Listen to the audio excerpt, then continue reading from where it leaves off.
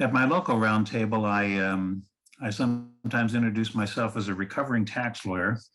I did practice for well over 20 years, but for the last 20 some odd years, I've actually been a consultant to other lawyers.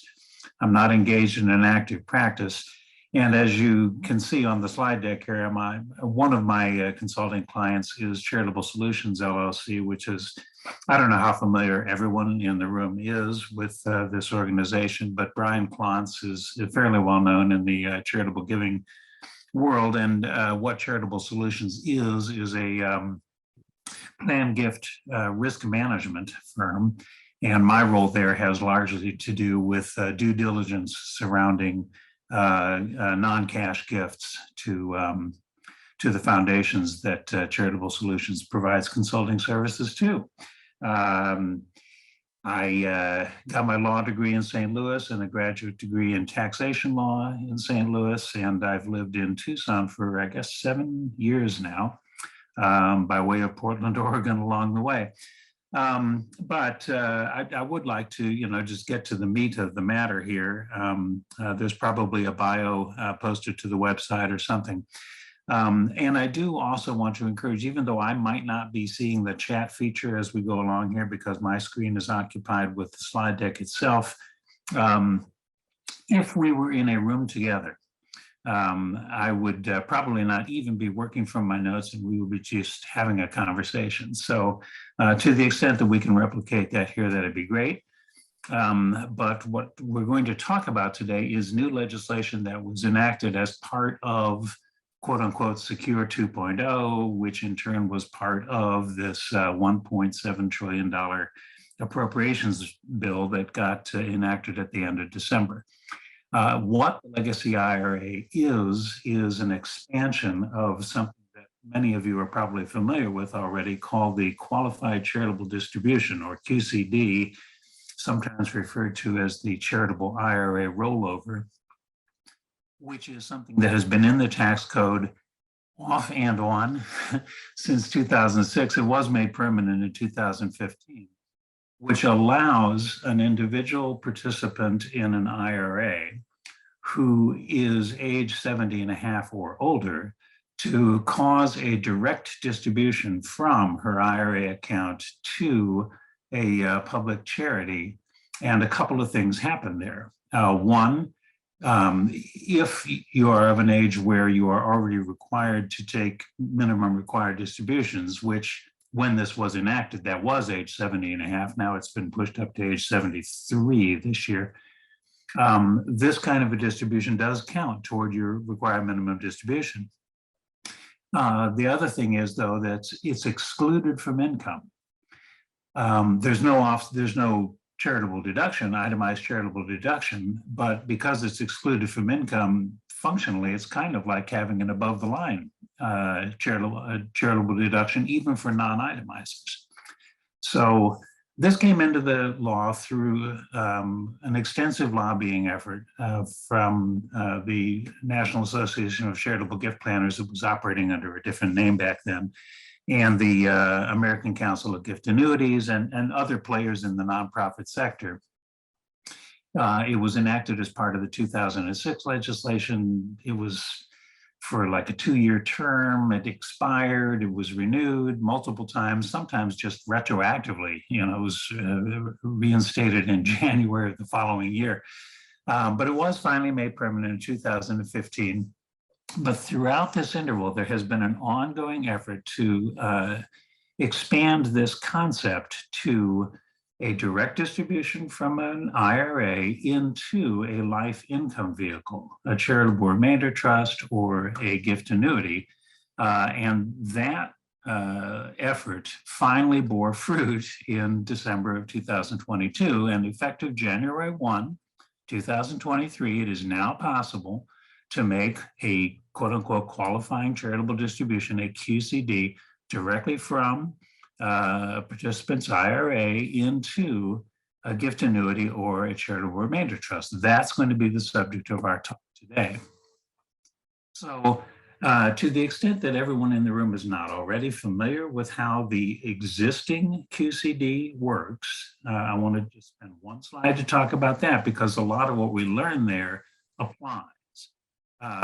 And some of what we learn there might not apply. That's sort of the uncertainties piece of the title to this talk. The distribution from the IRA to the public charity has to be direct. It's not a matter of you taking a distribution from your IRA and writing a check. If you do that, the distribution does come into income, and if you're itemizing, you get an offsetting charitable income tax deduction. I say offsetting, there's inevitably slippage. First of all, itemization only really works if you have itemized deductions that add up to more than the standard deduction. So the first, $12,000 if you're single, $25,000, or these are ballpark numbers, is quote unquote wasted. So we were looking for a direct distribution from the IRA into the directly out to the charity. And it has to be a public charity. One's what we call 170B1A, public charity, and there's an express exclusion for supporting organizations and donor advised funds. So this has to be what you might call an operating public charity. The threshold for doing this is still age 70 and a half, even though the required beginning date has been pushed back. As of January 1 of this year, it is now age 73. For the outright QCD that's been in place since 2006, you can do this every year up to $100,000 year after year after year. It's excluded from income unless you have been making deductible contributions into your IRA after age 70 and a half. That's a new feature of Section 408. Because it didn't used to be possible to do that. But now that you can, there's a direct dollar for dollar offset if you have taken further deductions for making additional contributions to your IRA after age 70 and a half. That will interfere with your ability to take full credit for the QCDs. But it does count toward your minimum required distribution. So that's the basic outlines of the existing QCD. As I say, there's been a parallel effort by the same lobbyists who brought the existing QCD to us to try to extend this concept to life income gifts. That concept was floated as far back as 2009, and how it used to look. I'm going to ask you to immediately forget everything I'm about to say here. This was what they were looking for. This is not what we ended up with. And we'll draw the contrast in a slide or two. The idea is to extend QCDs to life income gifts. They were looking for an opportunity to begin this at age 59 and a half, which is the youngest age at which you can take distributions from an IRA without penalty. We didn't get that. One of the other things they wanted was to allow much larger gifts and to allow this to happen repeatedly year after year after year after year. From day one, it was already understood that if we allowed somebody to roll an IRA distribution into a life income gift, that the payout from the life income gift, the gift annuity or the charitable remainder trust, would be taxed entirely as ordinary income. That was a given. And from the very beginning, it was understood that if we were going to do this, that life income interest could not be assignable, not even to the remainder charity. Why? Because Treasury wants eventually to tax your IRA distributions as income, as ordinary income. So that those two things were conceded from day one. So something that looked like those 5 bullet points was introduced repeatedly, year after year after year. It never got out of committee. And along the way, the lobbyists made a couple of concessions. They said, well, let's just do it for 4 years and see how it works. Or let's move the minimum age at which you can do this up to 65, which is sort of what people think of as a normal retirement age or whatever. Never came out of committee until it got folded into Secure 2.0, which then got placed in the appropriations bill. But what we ended up with looks a lot different. in some key places than what they were looking for. The minimum age for making an outright QCD is age 70 and a half, and the minimum age under the new Legacy IRA for making a QCD into a life income vehicle is also now age 70 and a half.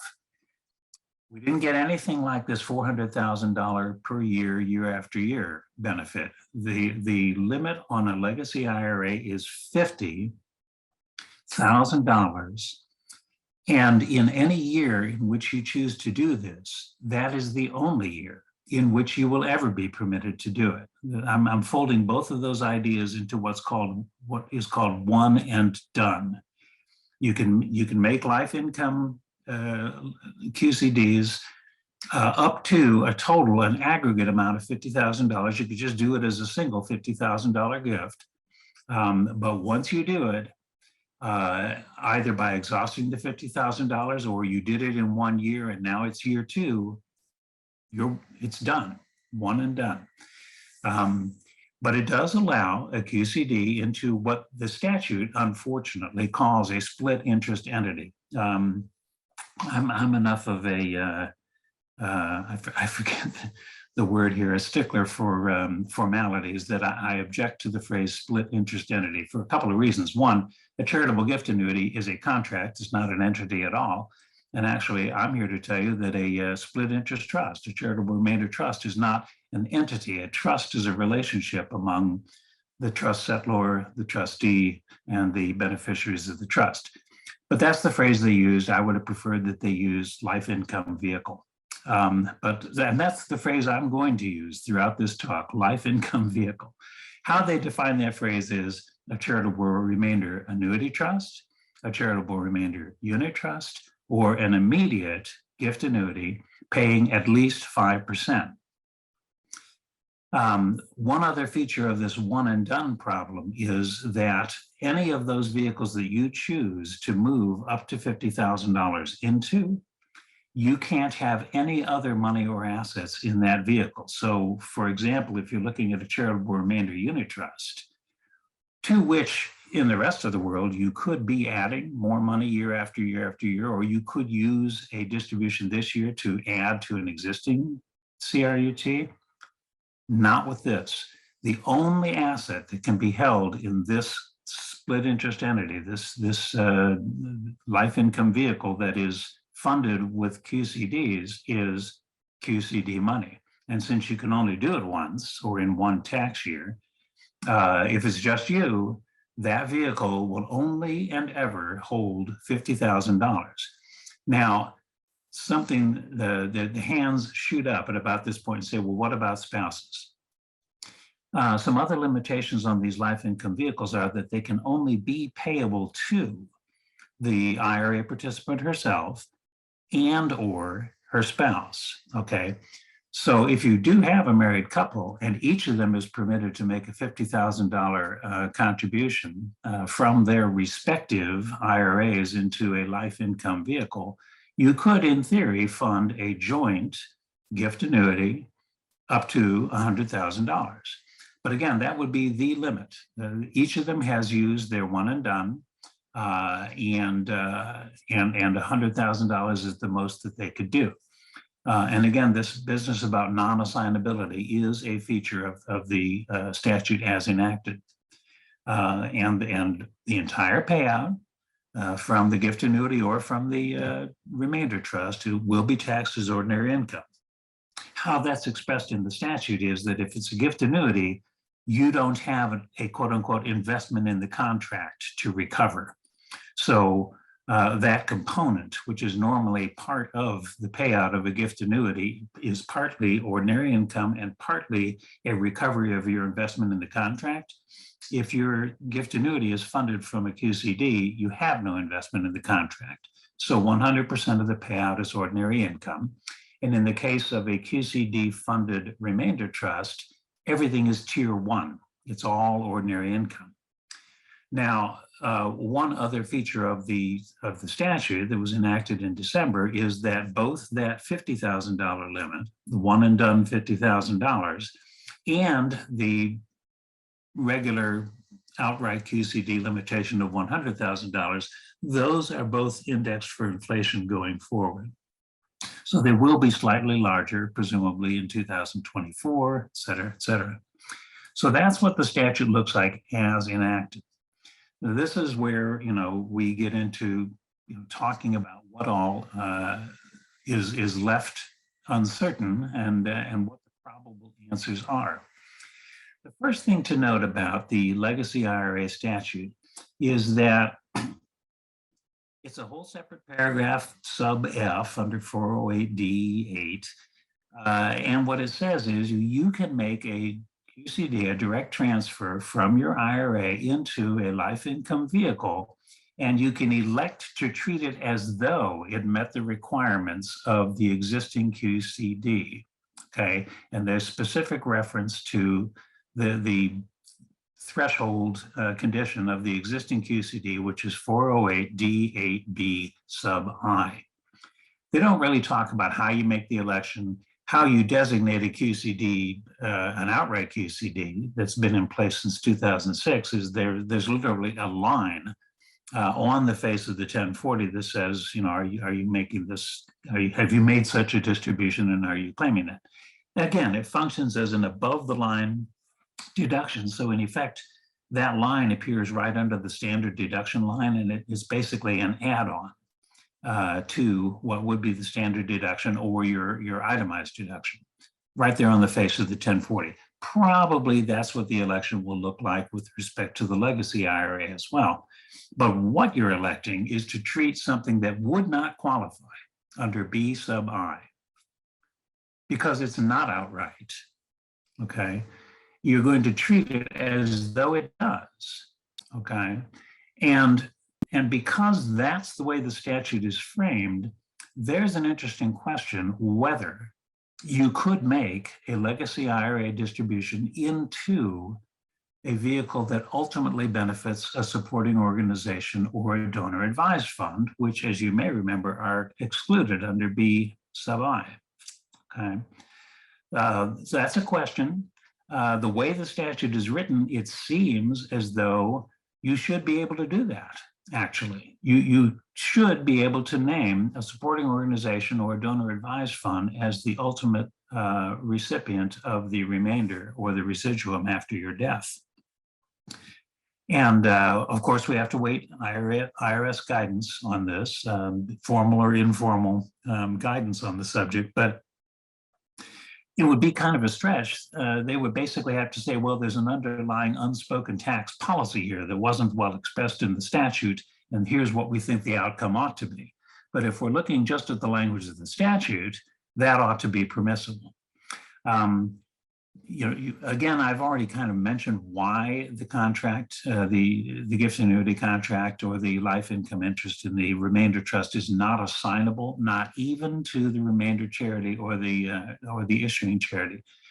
And again, this has to do with the Treasury pushing back on the fact that if you allow people to get into these vehicles and then turn around and make a gift of the income interest over to the remainder charity, they've completely escaped taxation on what would have been ordinary income in the IRA. And they haven't run it through the itemized deduction regime. So and I'm referring you to a 2016 article that Conrad Teitel, who drafted this statute, he understood from the beginning that this had to be non-assignable. Treasury had some other issues, which are why we ended up with a much smaller statute than they were looking for. Another thing to note about the statute is they mention, with respect to a Legacy IRA QCD into a gift annuity contract, the statute specifically mentions that annuity contract has to pay at least 5%. I want to spend a couple of minutes making some observations about that. One, if we're talking about a single individual who's age 70 and a half or older, and we are dealing with an issuing charity that does adhere to the ACGA recommended annuity rates, that's not a problem. All of those rates are well over 5%, age 70 and a half and older. But if you're looking at a QCD into a gift annuity contract that's going to be for the joint lives of the participant and her spouse, and there's a significant age difference between the participant and the spouse, you can run into a situation where the ACGA tables will suggest as maximum payout rates numbers that are lower than 5%. So I doubt very much that you are going to find, certainly not ACGA member organizations, that are going to offer gift annuity contracts that pay higher rates than the ACGA recommended rates. So as a practical matter, this 5% payout requirement sort of defeats a scenario in which you have a significant age difference between the spouses. And I want to emphasize again, because I mentioned it, but I may have not emphasized it sufficiently. The other requirement of the statute here is that the first payment under the gift annuity contract has to come out within 1 year after the gift is made. So basically that excludes deferred gift annuity contracts. But the statute does not specifically state this 5% minimum payout requirement with respect to charitable remainder trusts. The first reaction from the attentive audience is, well, that's already a requirement under Section 664D, is it not, Mr. Willis, that the payout be at least 5%? Answer, yes, and explicitly with a charitable remainder annuity trust, that's absolutely true. But with respect to a charitable remainder unit trust, you can have a stated unit trust payout of 5% or more, but you could have a net income limitation feature in the charitable remainder unit trust. With or without makeup, with or without some future flip event or whatever. And the statute does not expressly preclude it. What the statute says is, subparagraph F, you can make a direct distribution from your IRA into a life income vehicle, and you can elect to treat it as though it did qualify under subparagraph B sub I, okay? Provided that it's a qualified life income vehicle. And the only requirement that is expressed in the statute is that it be a charitable remainder unit trust that meets the requirements of Section 664. So you could have a qualified contingency that terminates the contract early. You could have a term of years. The problem with the term of years is that if the income beneficiary of the charitable remainder trust predeceases the term of years, then you have the problem that you might have a spouse or non-spouse as the beneficiary, and that's forbidden by by Section 307, by the new Legacy IRA legislation. The only permitted distributees are the IRA participant and her spouse. Footnote here, I've been using the word participant all day long. It sounds as though I'm precluding inherited IRAs. That's not the case. Inherited IRAs are equally eligible for these opportunities, has always been true with respect to QCDs. The beneficiary of an inherited IRA can make QCDs, and the beneficiary of an inherited IRA can make a Legacy IRA QCD, provided they are age 70 and a half or older. Okay.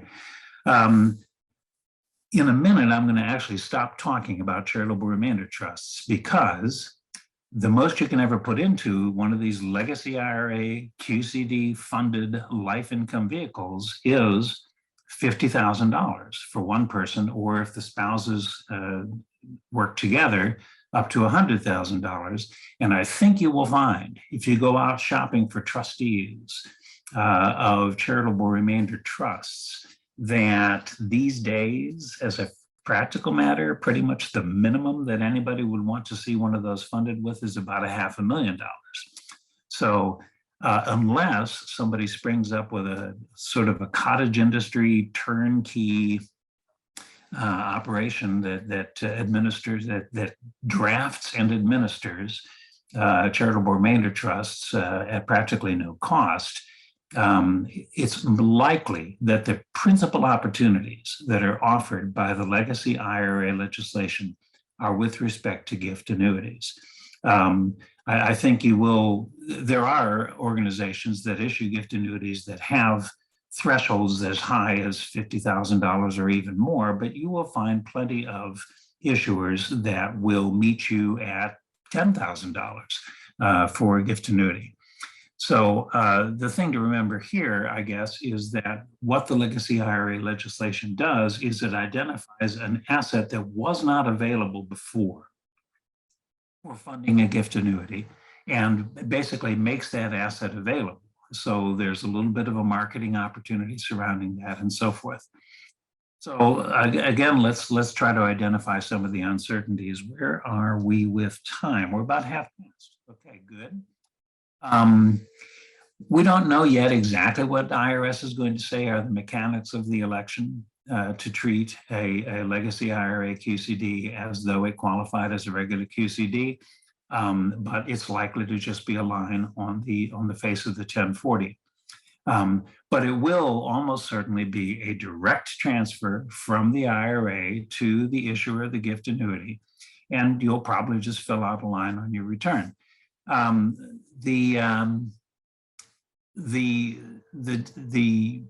mentioned that as a practical matter, you're really not going to see much activity on charitable remainder trusts in Legacy IRA QCDs. But even organizations that are used to issuing gift annuities are going to have to sort of revisit their existing protocols if they're going to enter this space, because there are some differences between a QCD-funded gift annuity contract and all of your other gift annuity contracts. First of all, you have to have a minimum 5% payout. So whatever else your schedule is, you have to be looking at the minimum 5% payout. You can only execute these with respect to the IRA participant and or her spouse. You have to include non-assignability language in the gift annuity contract. And you may think, well, I have some non-assignability language in my gift annuity contract already, but that is a completely different animal. The non-assignability language that you probably already have in your gift annuity contract is with respect to a situation where one party, typically a spouse, is funding a gift annuity for another party and is not herself the annuitant, okay?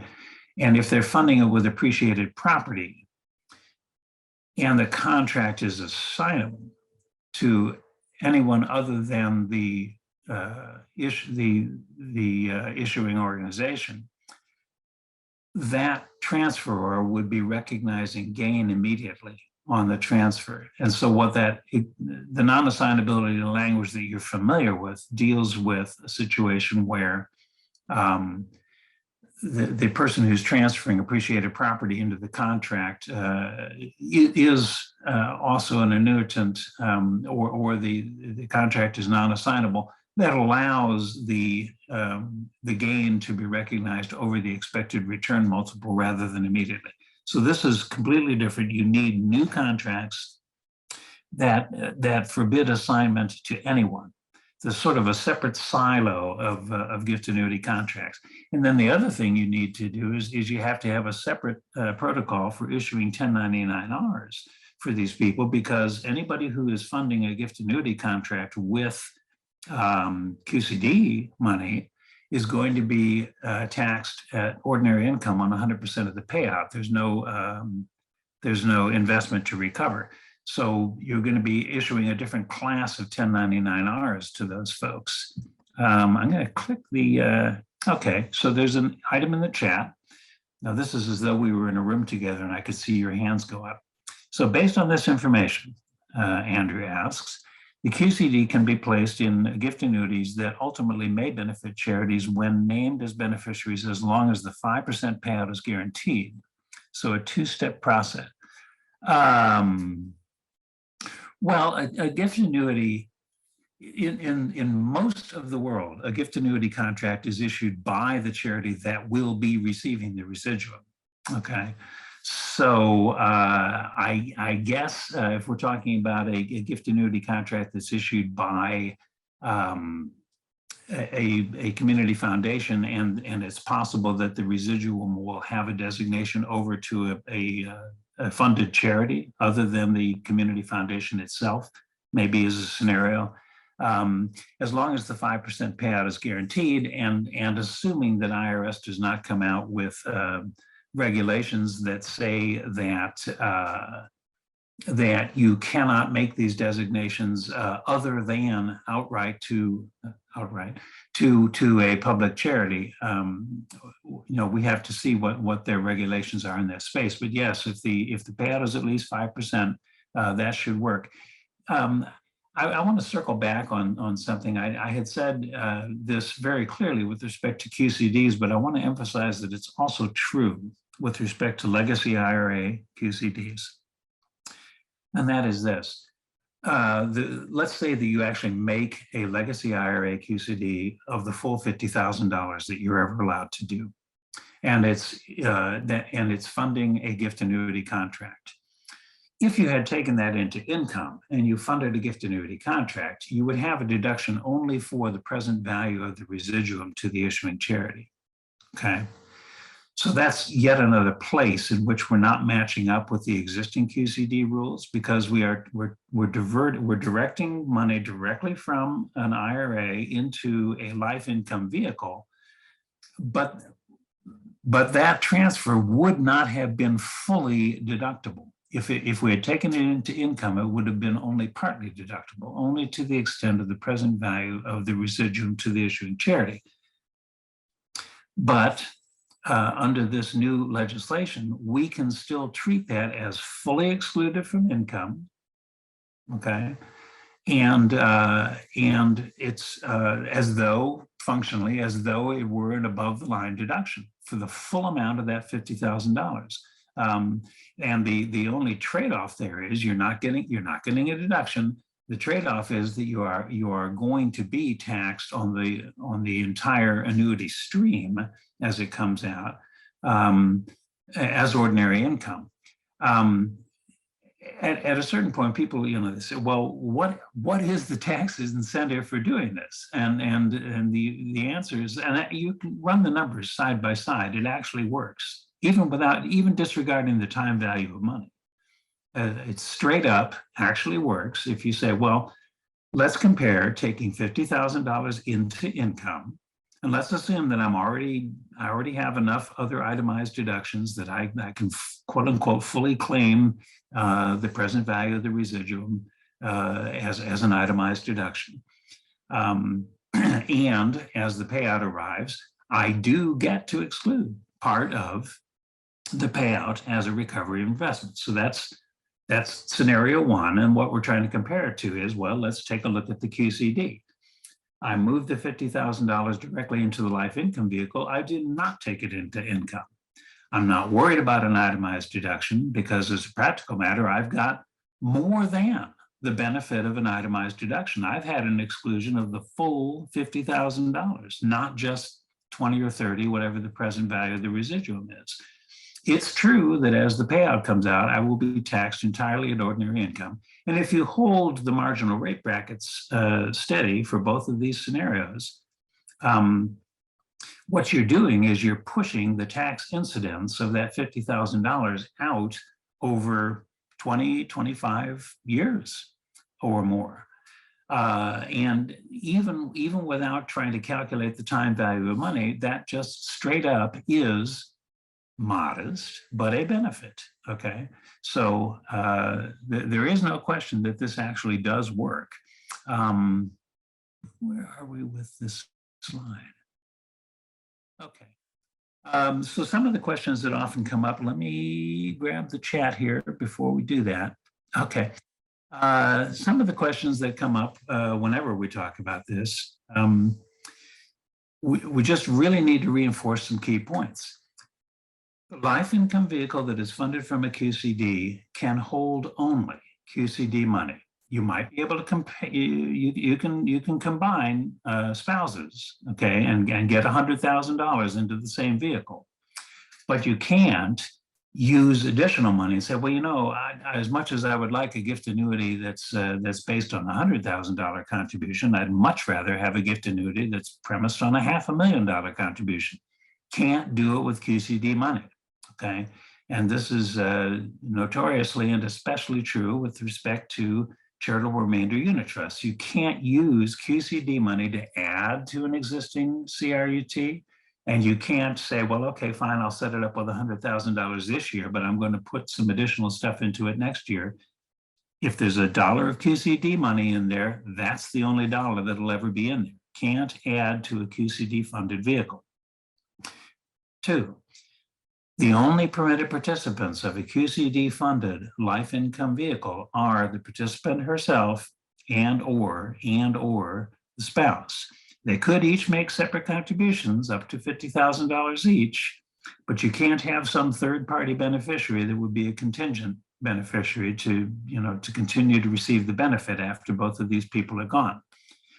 If you decide to make a term of years limitation on a charitable remainder trust, you basically have to make it the shorter of the term of years or the lives of the two participants.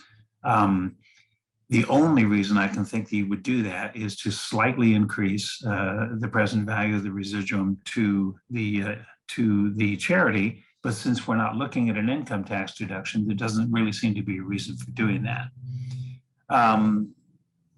The entire amount of the QCD that is funding this life income vehicle is excluded from income, and the entire amount does count toward your minimum required distribution if your age is 73 or older. Those are the benefits of the.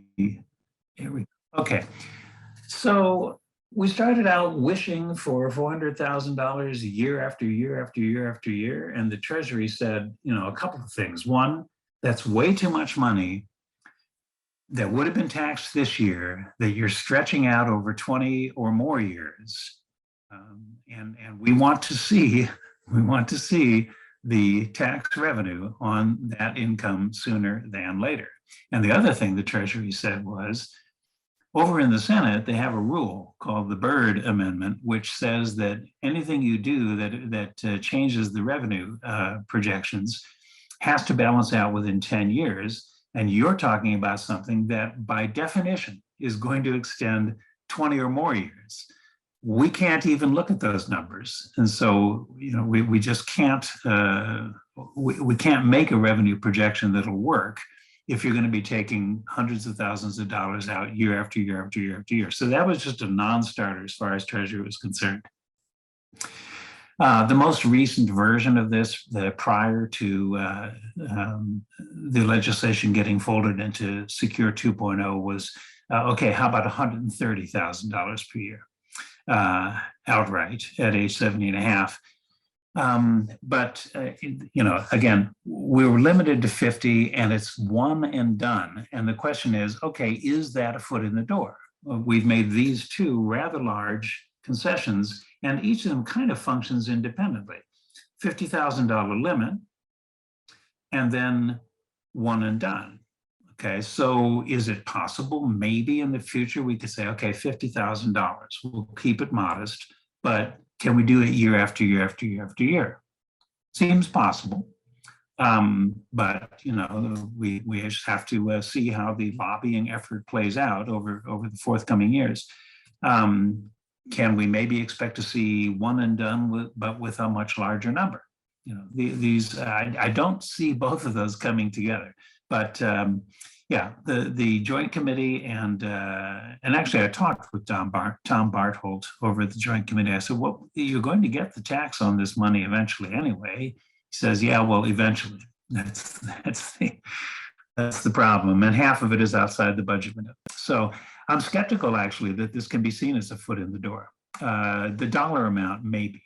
The year after year, I think we're going to be fighting with Treasury on that forever. So again, a remainder trust is almost never going to be feasible at these low numbers, but it does seem to me that there is a market for gift annuities, particularly among non-itemizers, okay? Because you're saying to people, you're going to be required to take distributions from your IRA. if not now, then soon. If you don't absolutely need that income stream, we've been asking you for years to make a direct contribution, and it functions as an above the line deduction. Now we have something newer, shinier, more attractive to offer you, and that is you can move money directly out of the IRA into a life income gift. And you will basically be spreading the tax incidence of what would have been taxed this year out over as many as 20, 25 years. So the question basically, and I mentioned some of the institutional capacity issues earlier, having two separate sets of contracts, having two separate sets of 1099-R reporting and all that stuff. There may be some smaller shops that are going to need to outsource some of that work. So I have arrived at the end of the materials at pretty much the target time here. We still have 15 minutes where we can sit and talk. And I would like to encourage people to start filling that chat window, if we could, or I guess, Tim, you could allow people to turn on their mics, whatever works. So yeah, that sounds good. If anybody happens to have any questions they don't feel like typing, feel free to unmute yourself and chime in, especially if any of our financial advisors, if they have any light bulbs that have gone off through any of this great material, feel free to chime in.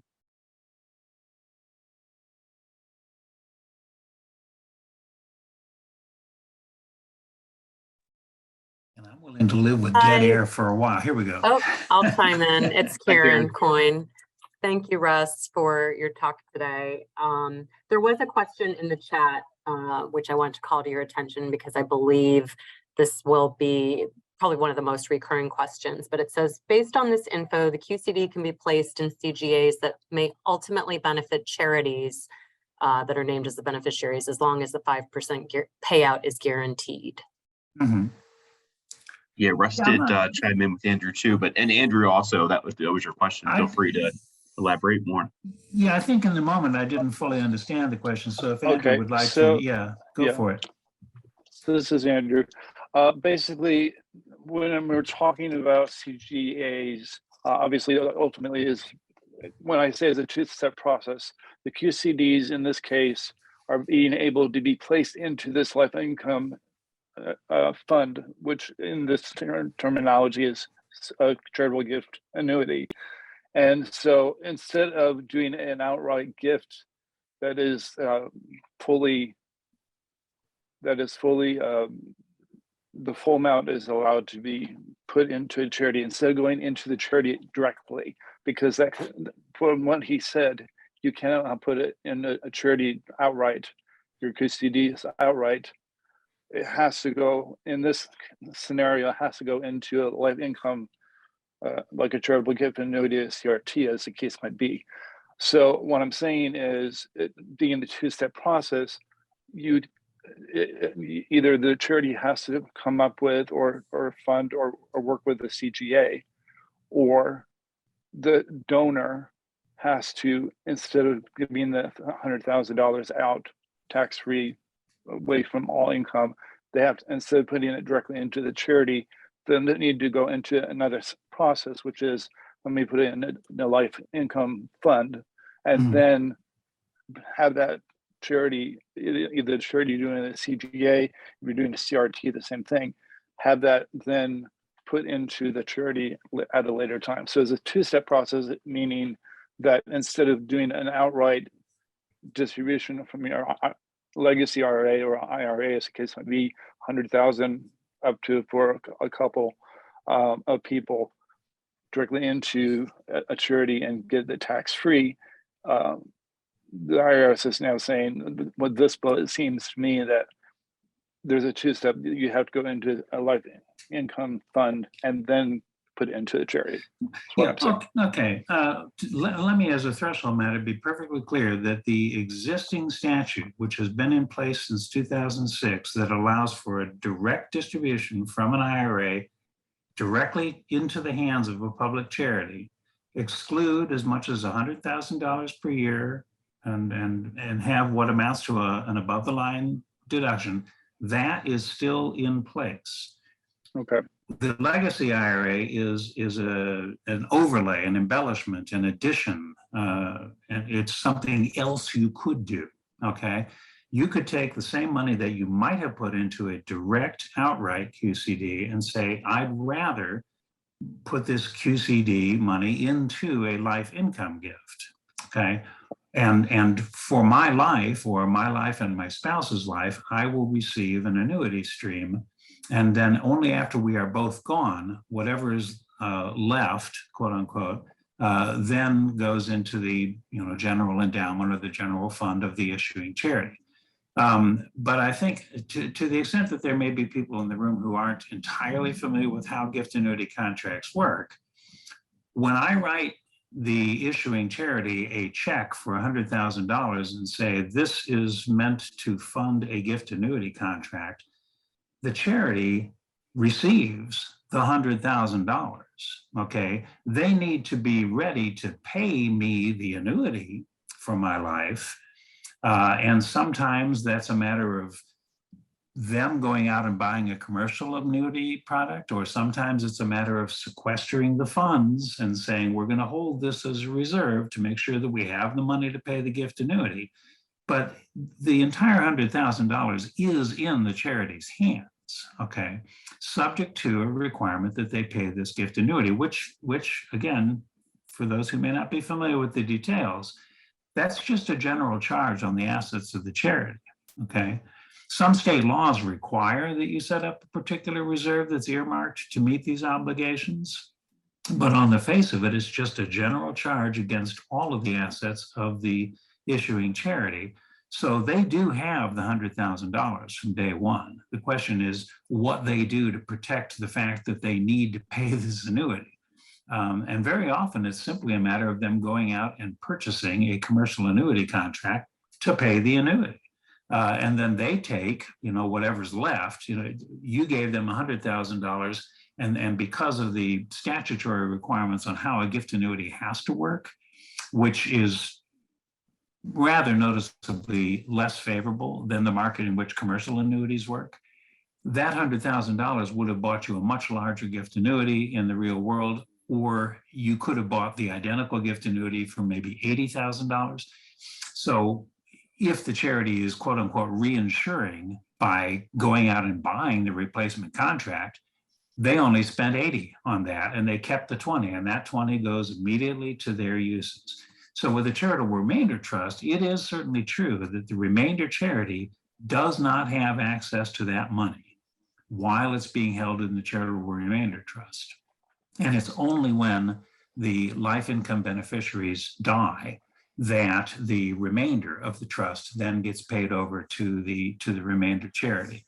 So that's kind of an apples and oranges different case. And in both of those scenarios, what sometimes happens is that this is sort of a testing the water kind of thing. I'll make a gift into this gift annuity, thinking that if I don't really need it down the road, I will assign the annuity stream over to the issuing charity. Or if I don't really need the income from this charitable remainder trust, I'll assign my income interest in the charitable remainder trust over to the remainder charity.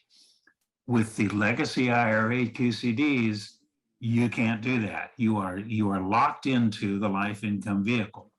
And the best you can do is say, well, it's, as it turns out, I really don't need this annuity payout. So in year 10 or whatever, you get your annuity check in the mail. That is 100% taxable income to you because you did fund this with QCD money. You just turn that check over to the charity and say, well, I'll just take an itemized deduction for the amount of this check. And that's really going to be the best that you can do with those. One way or another, Andrew, I hope that I've addressed your question. Yes. And 3 others. So you have addressed it. You have addressed it, but I'm also understanding that with this funding this CGA through an IRA, this is if they want to fund another CGA, as the case might be, from something other than the IRA, that would have to be a separate CGA. Separate contract. and as Separate a contract.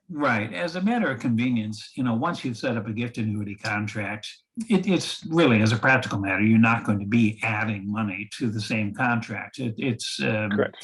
But Correct. but Absolutely correct. with there's an interesting question that does come up if you have spouses, okay, and they're going to contribute each up to $50,000 to form a joint and survivor gift annuity contract.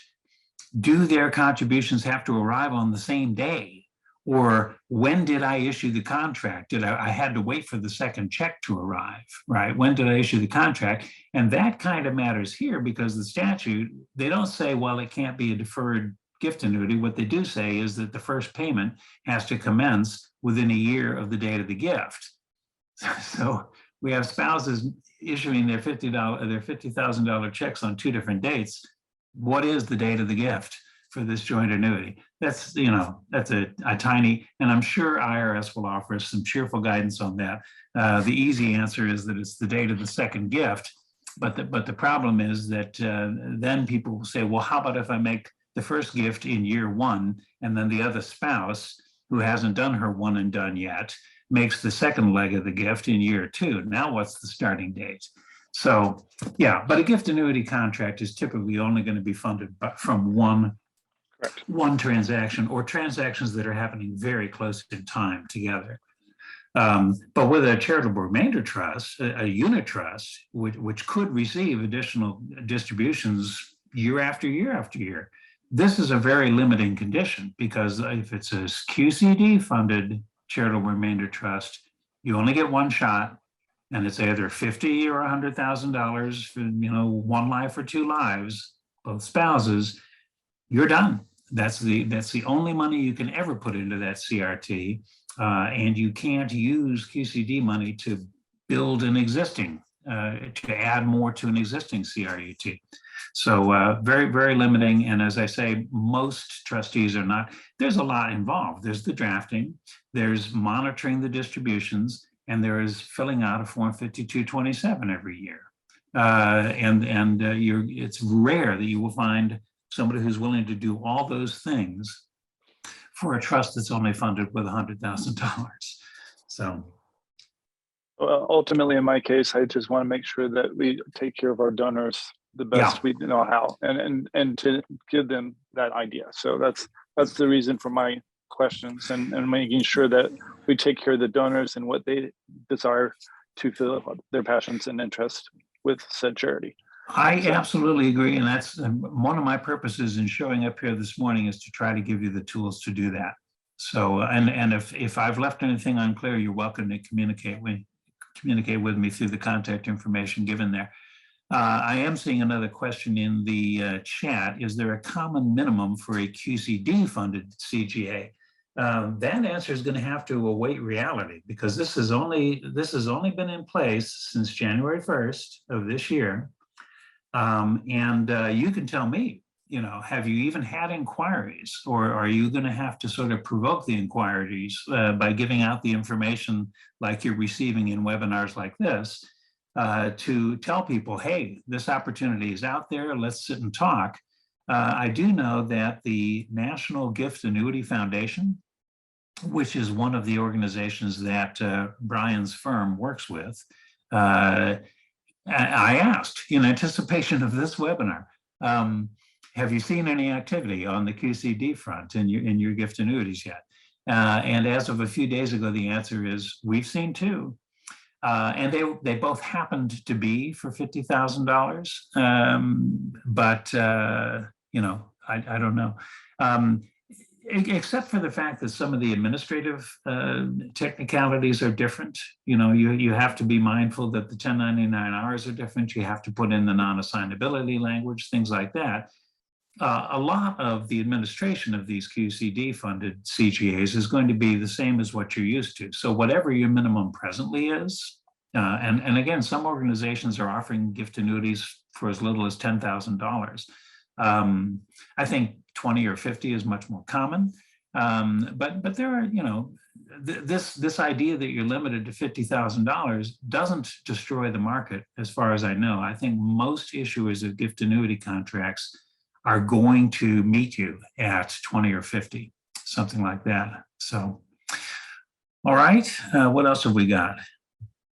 I think Robert had a brief question here. The first portion too, so from the presentation, the QCD can be fixed in a CGA that ultimately may benefit charities when named as beneficiaries, as long as the 5% payout is guaranteed. I think that's kind of what you're saying, right? It have to have the 5% minimum payout. And again, if you're talking about a single individual who's age 70 and a half or older, not a problem because the ACGA rates are already there.